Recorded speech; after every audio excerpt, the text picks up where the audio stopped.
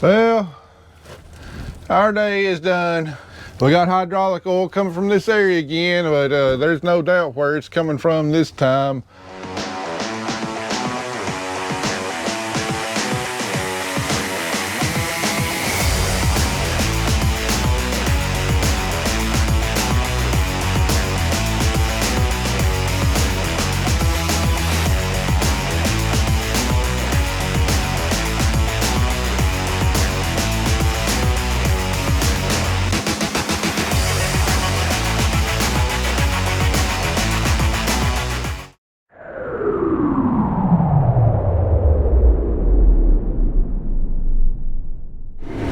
Well, I got my whole crew back today, and we are getting started on our beans. We're all the way up here in Madison County. We got about 19 acres on 2 separate farms, and realistically we're not in any big hurry because right now we got maybe 30-35 acres we can actually cut now.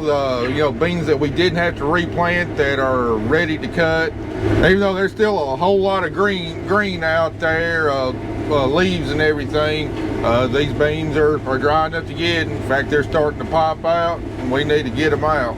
So we're not really blowing and going pretty hard, just kind of moseying along, taking our time, and hopefully those beans that we sprayed with the drone, hopefully later this week they'll be pretty dang close.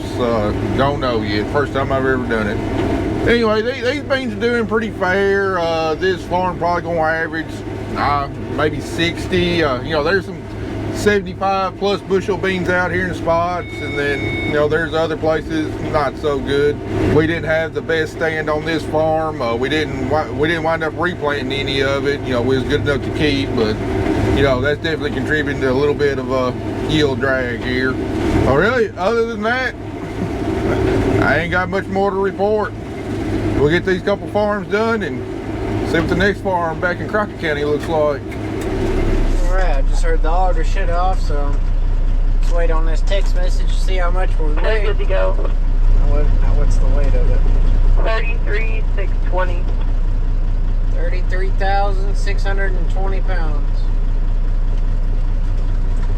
That's nothing. But yeah, this is the first load. First load of beans going in the bin. She said they're chunky. I don't know if that's just grass, 'cause I know they're not wet. I'd say that. They could be. Alright, we made it back to the bins. This is the first load of beans. Let's see if everything wants to work right. Just gonna do a little bit again to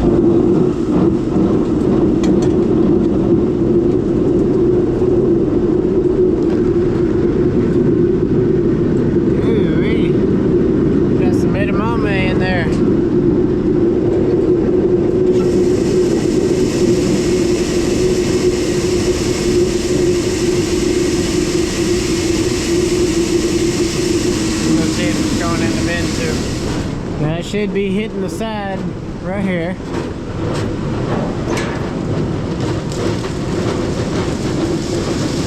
I hear some beans falling.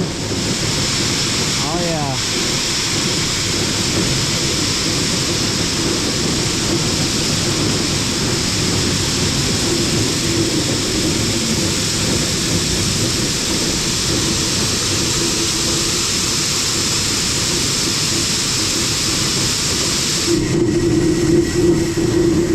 They're going in there. Kelly is saying they're a little chunky, and looking in our little glass here, there's a little bit of green, but not too bad. I can't open my gate all the way without, I haven't tried it yet, but I don't want to try it and have to choke everything up. But we've got beans going into bin 2. Our spinner is spinning, and our beans are dumping. So yeah, y'all are all caught up. That's all I really have to say. I'll show you the moisture here in just a second, but I'm gonna get this dumped and head back to the field.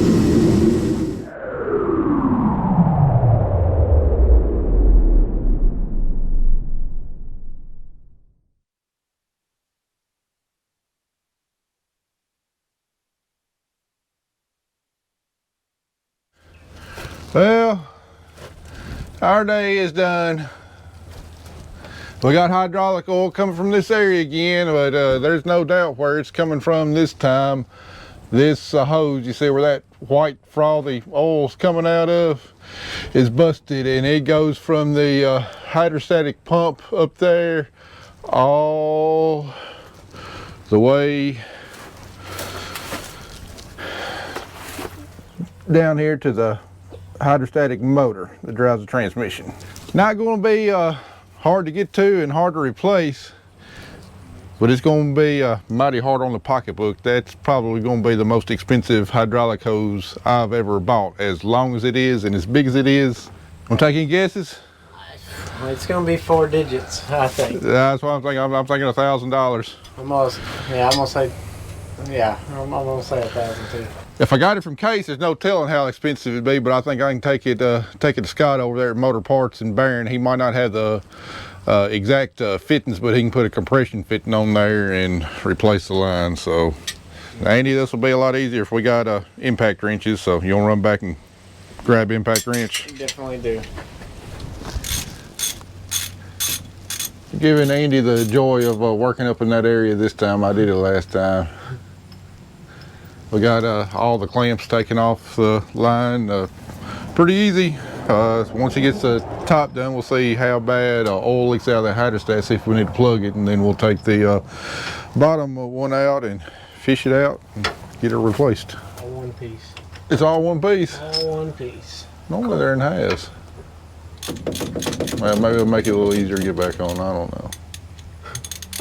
She's gonna drip some. It's right up there, same level as the hydraulic tank. I don't know if it'll just continue just to come out or not. It's not. There's nothing else coming out. All right, well, good deal. Hand me the socket. I'll get this end down here. Oh, that's a heavy hose too. All right, we're going to pull it out this way.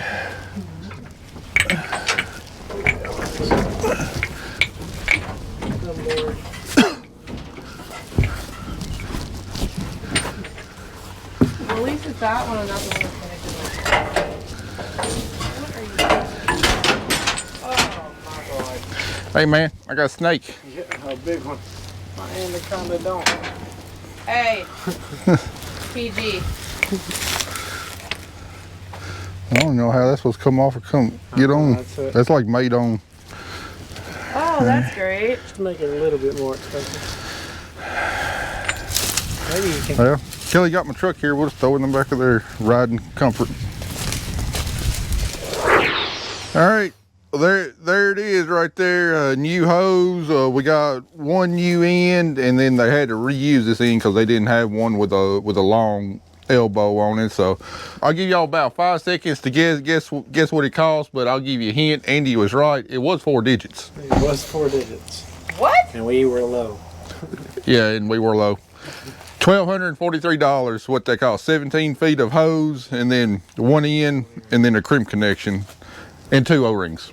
Well, we're gonna get this thing stuck on here as quick as we can, and maybe, just maybe, we'll have enough time to cut this 13 acres on down the road on the other side of the tree line. All right, we got it on now. Just make sure we ain't gonna have any leaks here.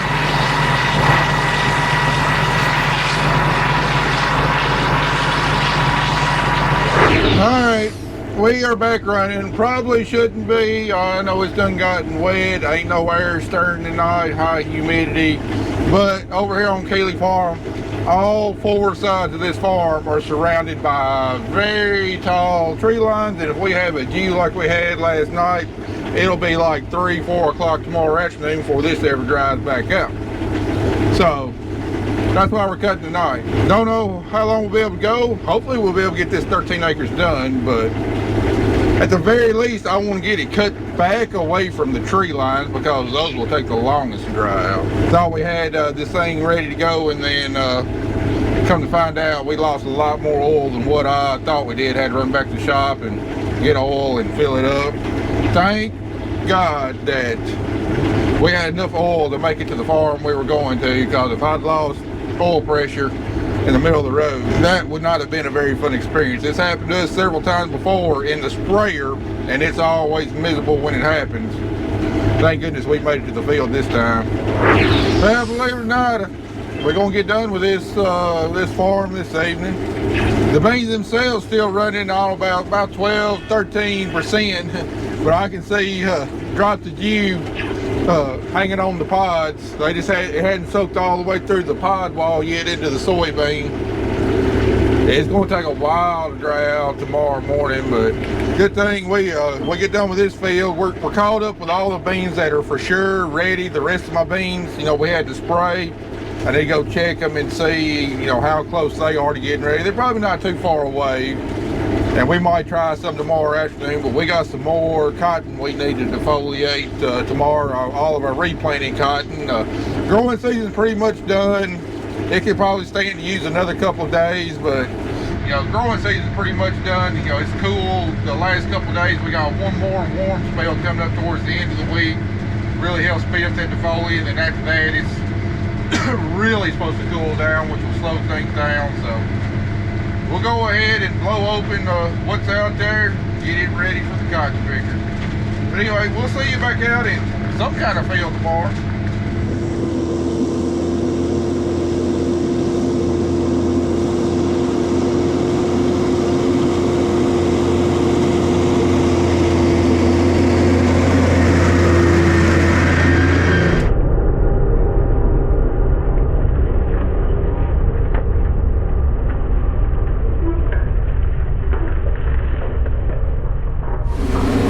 Well, we're out in the field this morning trying to do a little bit more ripping. We're ripping the soybean field that we got done harvesting last night, you know, about 13 acres. Shouldn't take us too long. The two farms that we harvested first yesterday, though, I'm not going to rip those because we're going to be planting winter wheat on them, and as many times as we got to spray over the winter when it's typically wet, I don't think ripping and wheat would go too well together. Probably help the wheat yield some, but I think we'd probably make a pretty big mess, you know, having to spray nitrogen twice and herbicide and insecticide once. Probably rut it up a little bit. We definitely don't want to do that, so we're going to leave those alone.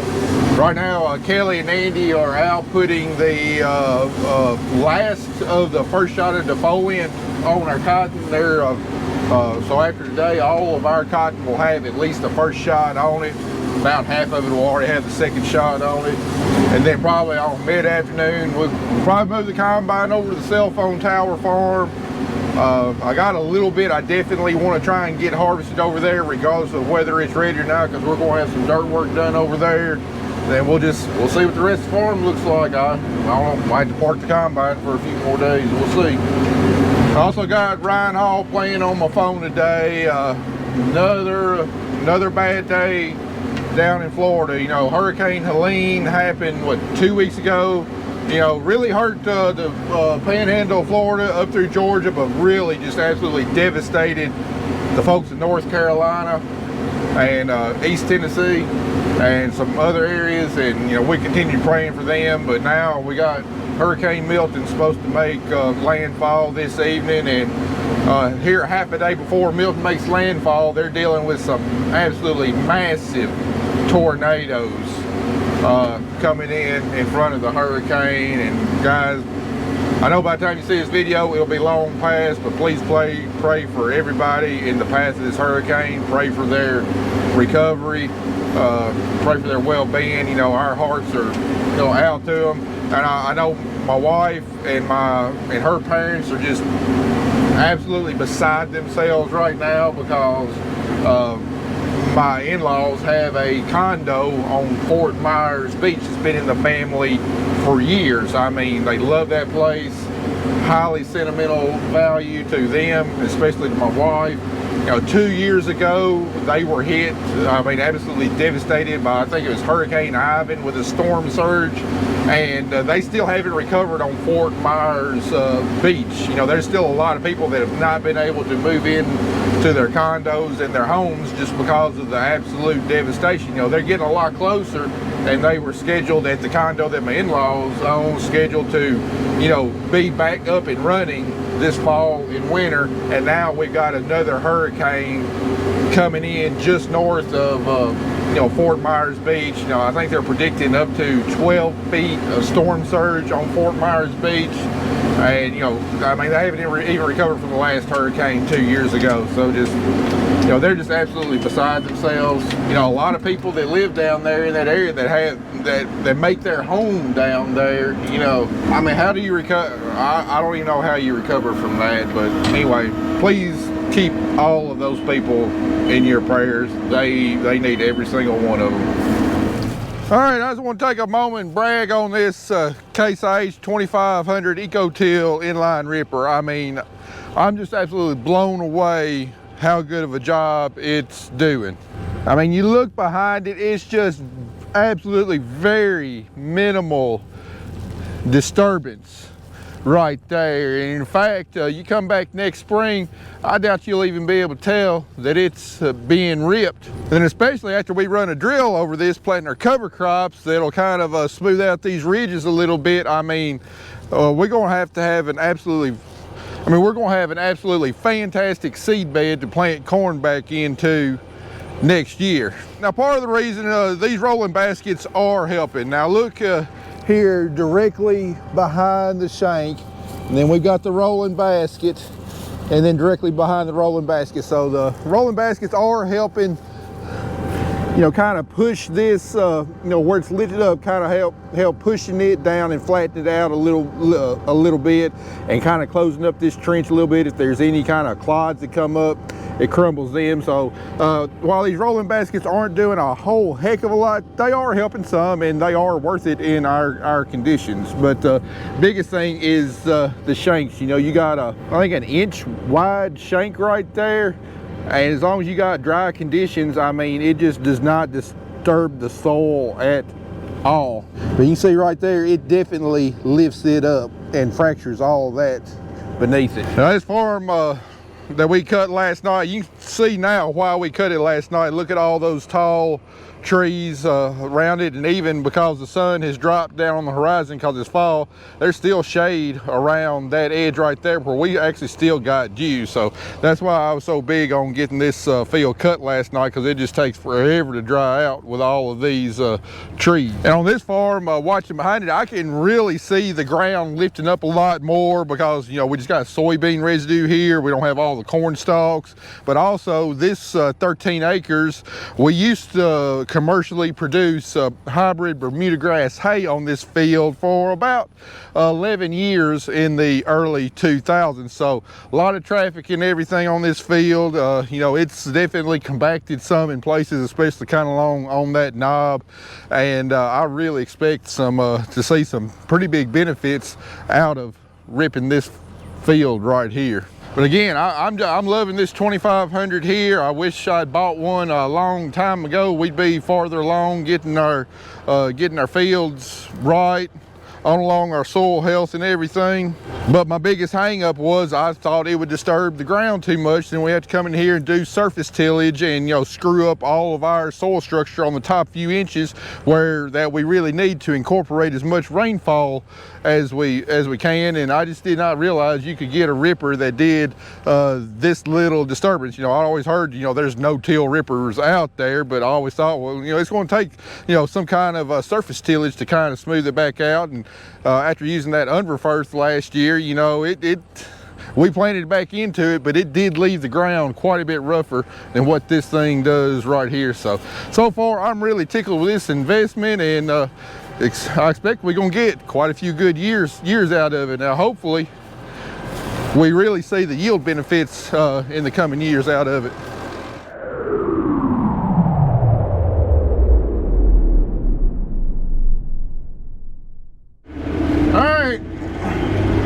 We're over here on the Ferguson cell phone tower farm. Let's get some beans cut. All right, now if you remember, this is one of the fields that we had to replant, at least spots of it. It's also one of the fields that I brought the drone over here to burn down with Liberty. And if you look right there, well, it looks like Liberty didn't do nothing. And well, truth be known, right there, or right here, Liberty didn't do anything because these are Liberty resistant beans. Before I replanted, we were planting double crop beans, and guess I forgot that I still had a little bit of soybean seed left in my planter.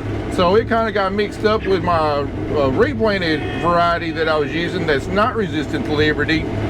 So scattered across this field in Dunlap, we got soybeans that's still alive. I just don't know how much it is and whether I'll be able to cut it or not and kind of mix it with the dry beans or not. I just don't know. We just want to cut a little bit and find out. All right, well, we're gonna call it early day.